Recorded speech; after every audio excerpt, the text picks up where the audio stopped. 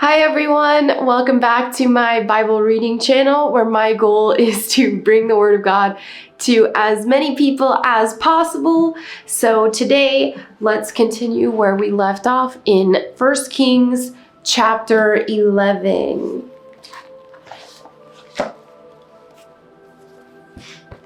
All right. Now King Solomon loved many foreign women besides Pharaoh's daughter. He married women from Moab, Ammon, Edom, Sidon, and from among the Hittites. The Lord had clearly instructed the people of Israel, "You must not marry them, because they will turn your hearts to their gods." Yet Solomon insisted on loving them anyway.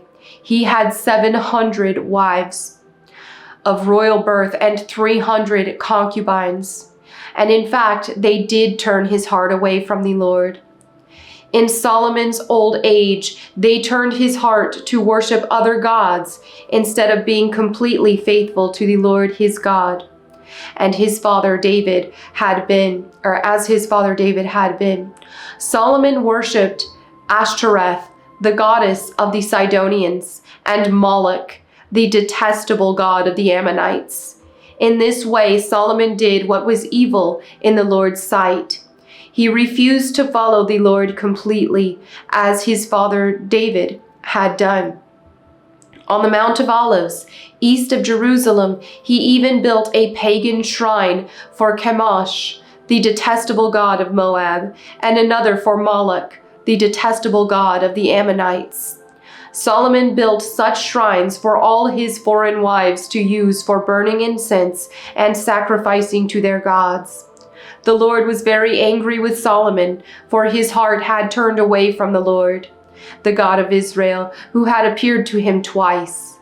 He had warned Solomon specifically about worshiping other gods, but Solomon did not listen to the Lord's command. So now the Lord said to him, "Since you have not kept my covenant and have disobeyed my decrees, I will surely tear the kingdom away from you and give it to one of your servants. But for the sake of your father David, I will not do this while you are still alive. I will take the kingdom away from your son, and even so I will not take away the entire kingdom. I will let him be king of one tribe, for the sake of my servant David, and for the sake of Jerusalem, my chosen city." Then the Lord raised up Hadad the Edomite, a member of Edom's royal family, to be Solomon's adversary. Years before, David had defeated Edom. Joab, his army commander, had stayed to bury some of the Israelite soldiers who had died in battle. While there, they killed every male in Edom. Joab and the army of Israel had stayed there for 6 months, killing them. But Hadad and a few of his father's royal officials escaped and headed for Egypt. Hadad was just a boy at the time. They set out from Midian and went to Paran, where others joined them.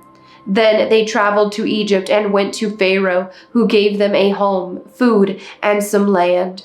Pharaoh grew very fond of Hadad, and he gave him his wife's sister in marriage, the sister of Queen Tapines. She bore him a son named Genubath. Tapines raised him in Pharaoh's place among Pharaoh's own sons.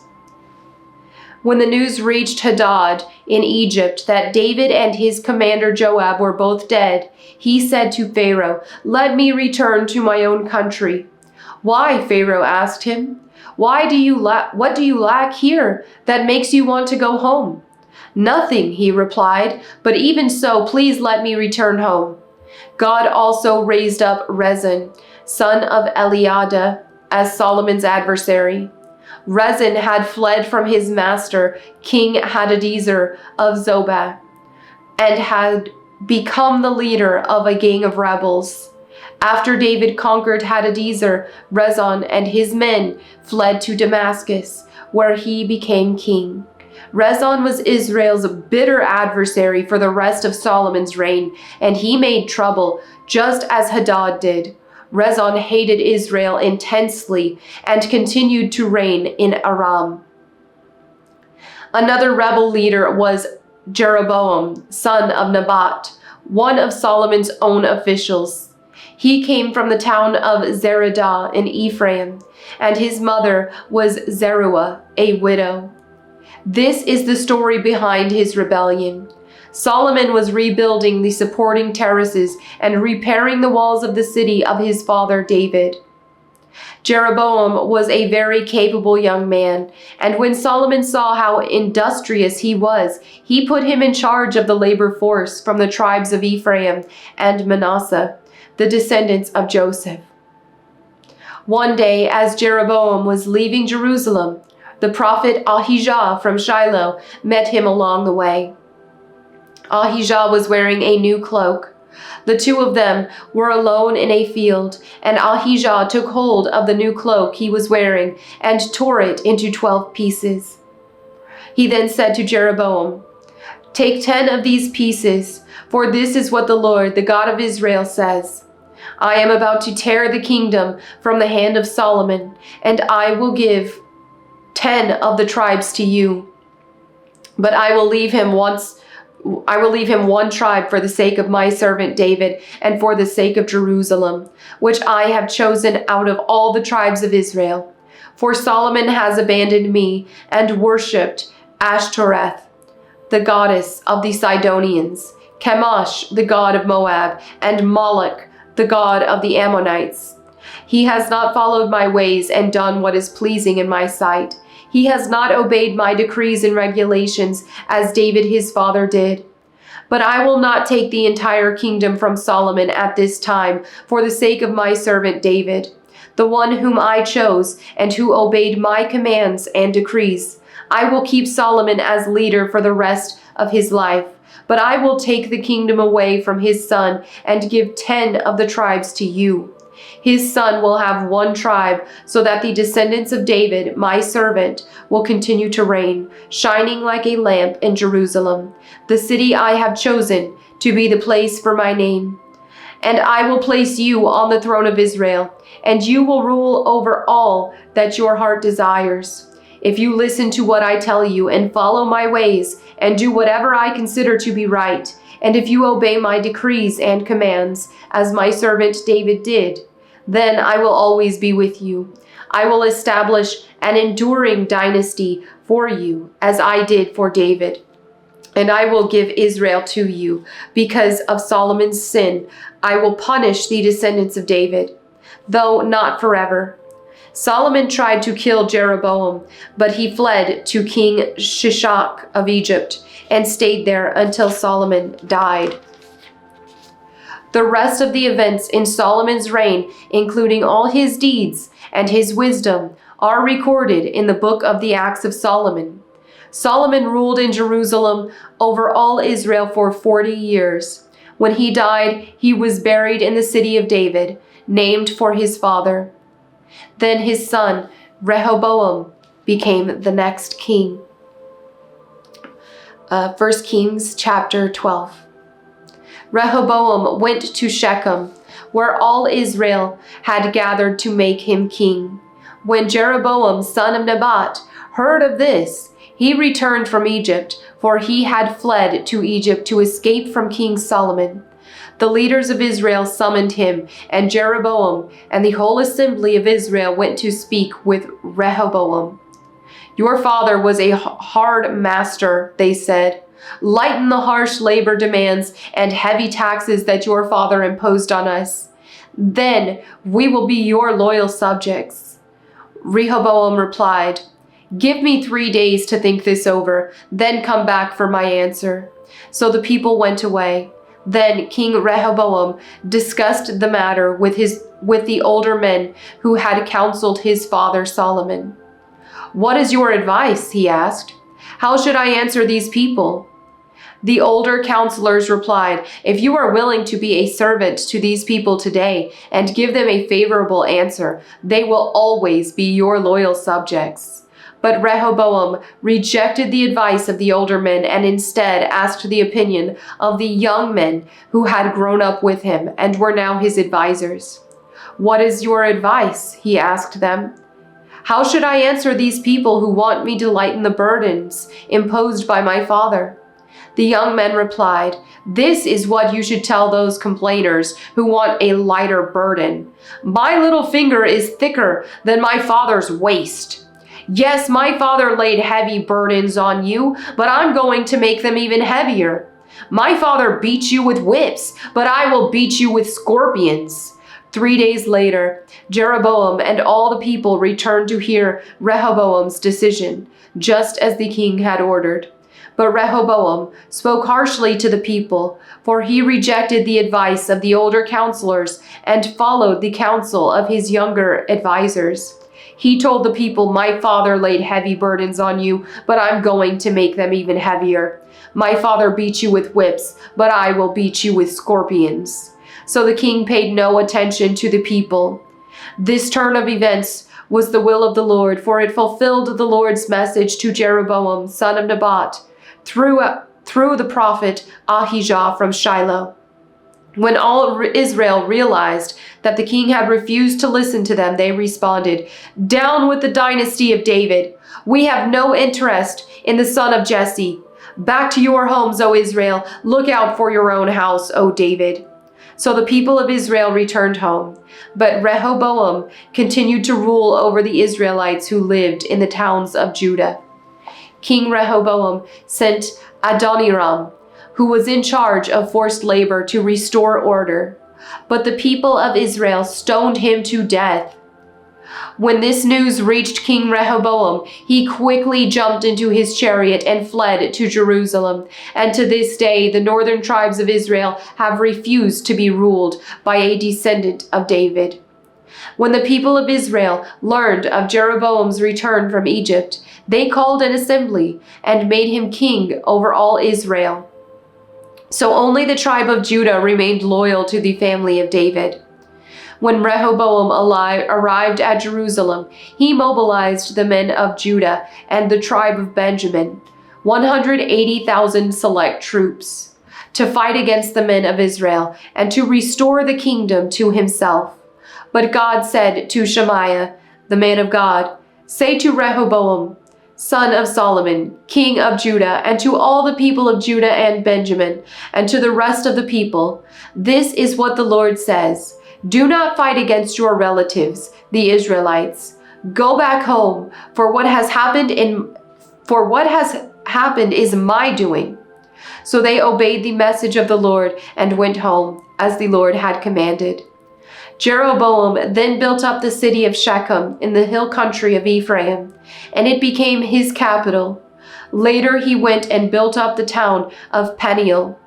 Jeroboam thought to himself, "Unless I am careful, the kingdom will return to the dynasty of David." When these people go to Jerusalem to offer sacrifices at the temple of the Lord, they will again give their allegiance to King Rehoboam of Judah. They will kill me and make him their king instead. So on the advice of his counselors, the king made 2 gold calves. He said to the people, "It is too much trouble for you to worship in Jerusalem. Look, Israel, these are the gods who brought you out of Egypt." He placed these calf idols in Bethel and in Dan, at either end of his kingdom.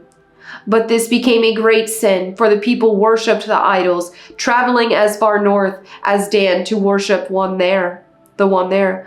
Jeroboam also erected buildings at the pagan shrines and ordained priests from the common people, those who were not from the priestly tribe of Levi.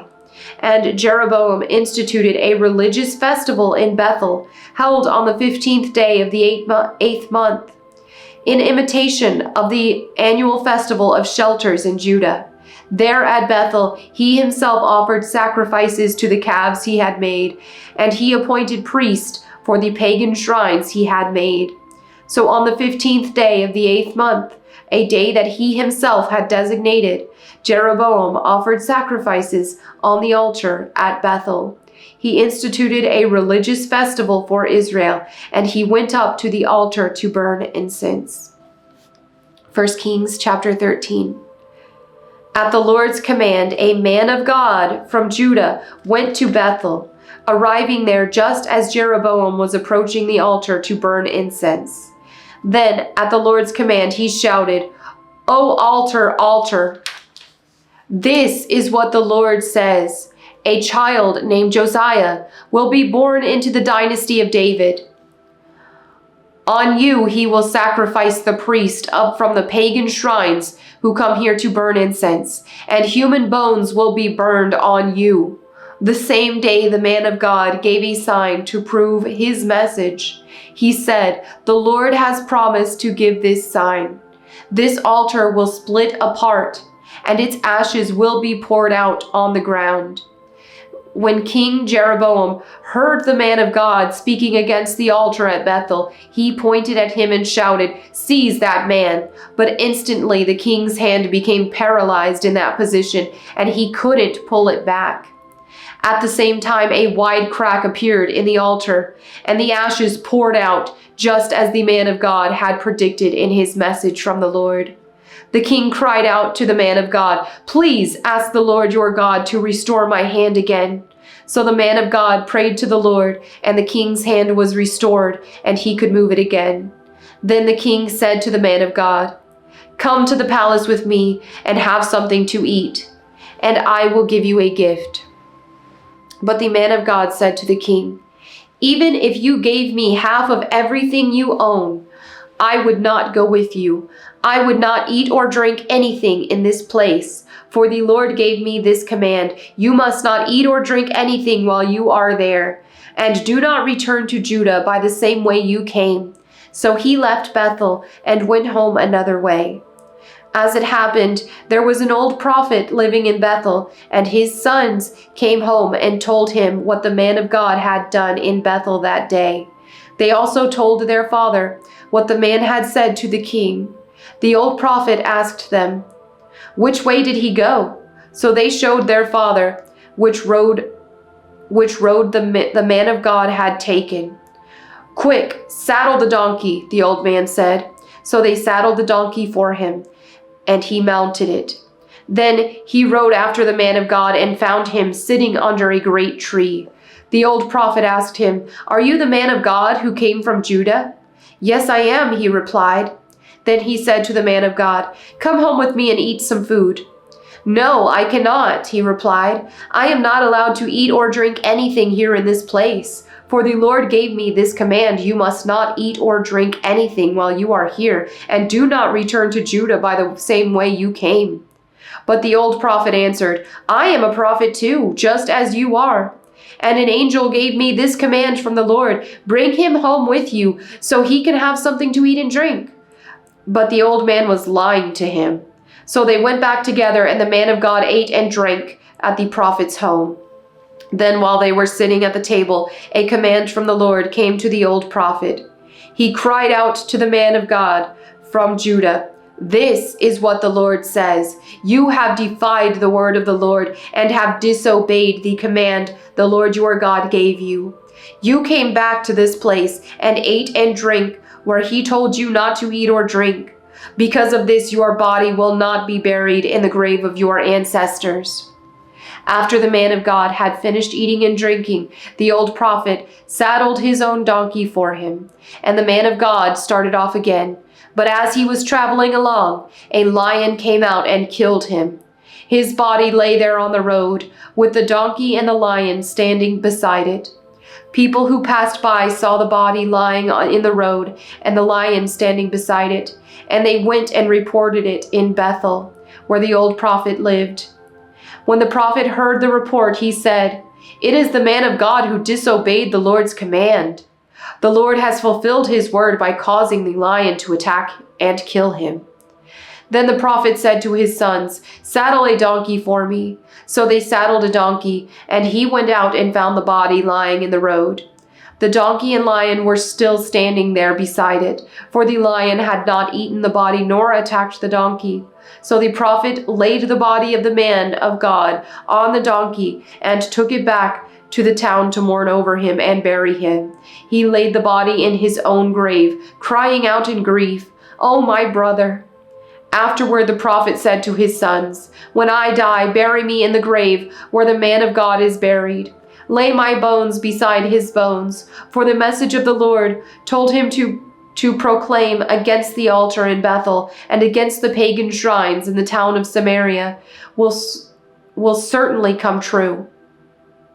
But even after this, Jeroboam did not turn from his evil ways. He continued to choose priests from the common people. He appointed anyone who wanted to become priest for the pagan shrines. This became a great sin and resulted in the utter destruction of Jeroboam's dynasty from the face of the earth.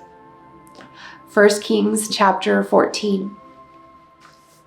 At that time, Jeroboam's son Abijah became very sick.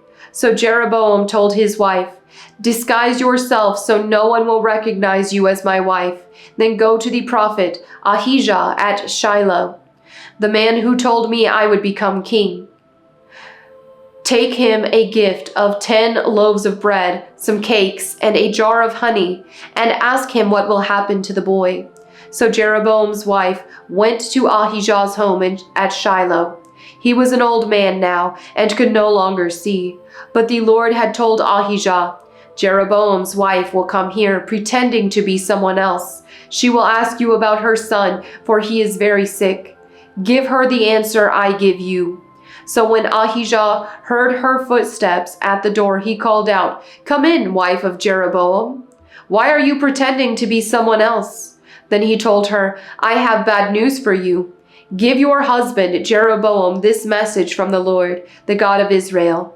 I promoted you from the ranks of the common people and made you ruler over my people Israel. I ripped the kingdom away from the family of David and gave it to you. But you have not been like my servant David, who obeyed my commands and followed me with all his heart, and always did whatever I wanted. You have done more evil than all who lived before you. You have made other gods for yourself and have made me furious with your gold calves.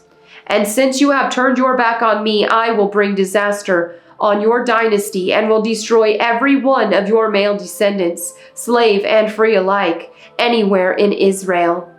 I will burn up your royal dynasty as one burns up trash until it is all gone.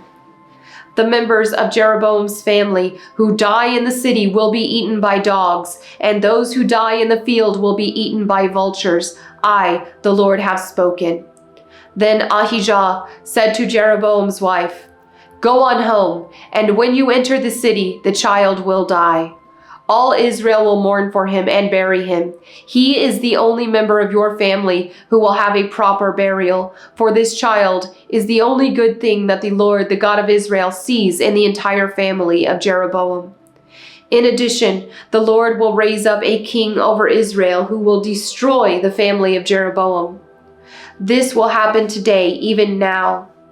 Then the Lord will shake Israel like a reed whipped about in a stream. He will uproot the people of Israel from his good land that he gave their ancestors, and will scatter them beyond the Euphrates River. For they have angered the Lord with the Asherah poles they have set up for worship. He will abandon Israel because Jeroboam sinned and made Israel sin along with him. So Jeroboam's wife returned to Tirzah, and the child died just as she walked through the door of her home. And all Israel buried him and mourned for him, as the Lord had promised through the prophet Ahijah. The rest of the events in Jeroboam's reign, including all his wars and how he ruled, are recorded in the book of the history of the kings of Israel. Jeroboam reigned in Israel 22 years. When Jeroboam died, his son Nadab became the next king. Meanwhile, Rehoboam, son of Solomon, was king in Judah. He was 41 years old when he became king, and he reigned 17 years in Jerusalem, the city the Lord had chosen from among all the tribes of Israel as the place to honor his name. Rehoboam's mother was Naamah, an Ammonite woman. During Rehoboam's reign, the people of Judah did what was evil in the Lord's sight, provoking his anger with their sin, for it was even worse than that of their ancestors. For they also built for themselves pagan shrines and set up sacred pillars and Asherah poles on every high hill and under every green tree. There were even male and female shrine prostitutes throughout the land. The people imitated the detestable practices of the pagan nations the Lord had driven from the land ahead of the Israelites. In the 5th year of King Rehoboam's reign, King Shishak of Egypt came up and attacked Jerusalem. He ransacked the treasuries of the Lord's temple and the royal palace. He stole everything, including all the gold shields Solomon had made. King Rehoboam later replaced them with bronze shields as substitutes, and he entrusted them to the care of the commanders of the guard, who protected the entrance of the royal palace. Whenever the king went to the temple of the Lord, the guards would also take the shields and then return them to the guard room. The rest of the events in Rehoboam's reign and everything he did are recorded in the book of the history of the kings of Judah. There was constant war between Rehoboam and Jeroboam. When Rehoboam died, he was buried among his ancestors in the city of David. His mother was Naamah, an Ammonite woman. Then his son Abijam became the next king. 1 Kings chapter 15. Abijam began to rule over Judah in the 18th year of Jeroboam's reign in Israel.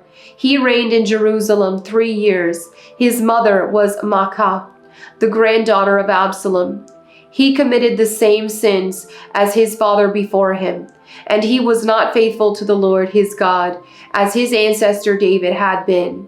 But for David's sake, the Lord his God allowed his descendants to continue ruling, shining like a lamp, and he gave Abijam a son to rule after him in Jerusalem. For David had done what was pleasing in the Lord's sight and had obeyed the Lord's commands throughout his life, except in the affair concerning Uriah the Hittite. There was war between Abijam and Jeroboam throughout Abijam's reign. The rest of the events in Abijam's reign and everything he did are recorded in the book of the history of the kings of Judah. There was constant war between Abijam and Jeroboam. When Abijam died, he was buried in the city of David.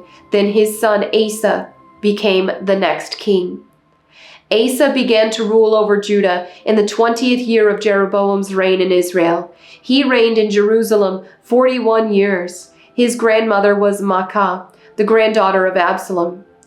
Asa did what was pleasing in the Lord's sight, as his ancestor David had done. He banished the male and female shrine prostitutes from the land and got rid of all the idols his ancestors had made.